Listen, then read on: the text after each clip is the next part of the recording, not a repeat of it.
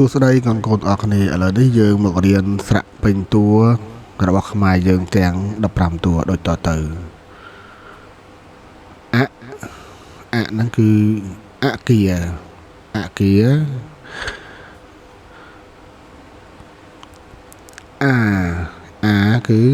អាហារដែលកូន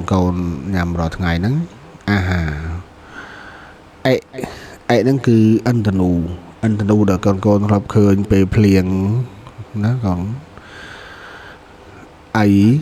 អីទឹះអីសានទឹះអីសានឧ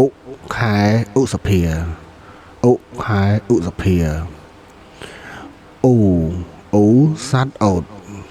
តគឺសត្វដែលនៅតាមវាលខ្សាច់ណាកូនបាទឪហ្នឹងគឺផ្លែឪឡឹកដែលគេលក់នៅតាមផ្លូវតាមផ្សារកូនរឹគឺឫស្សីដើមឫស្សីកូនបាទឬហ្នឹងគឺកូនតែងតែឮគេនិយាយថាឮឬទេយល់ឬទេណាកូនឬបាទលឹកហ្នឹងគឺនឹករលឹកដល់ឪពុកម្ដាយឬកូននឹករលឹកទៅដល់មិត្តភក្តិកូនឮសំឡេងគឺកូនស្ដាប់ចម្រៀងទៅឮសំឡេង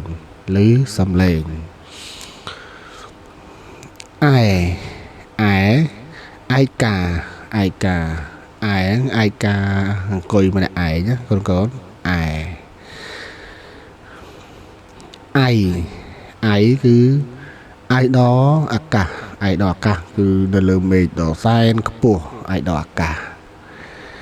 អោគឺឱសថថ្នាំពេទ្យណាកូនគេហៅថា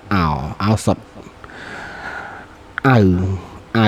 ក្រអៅឈប់បាទអញ្ចឹងកូនបានអាននៅស្រៈពេញតួទាំង15តួរួចហើយអញ្ចឹងយើងជួបគ្នានៅមេរៀនក្រោយទៀតណាកូនហ្នឹងហើយ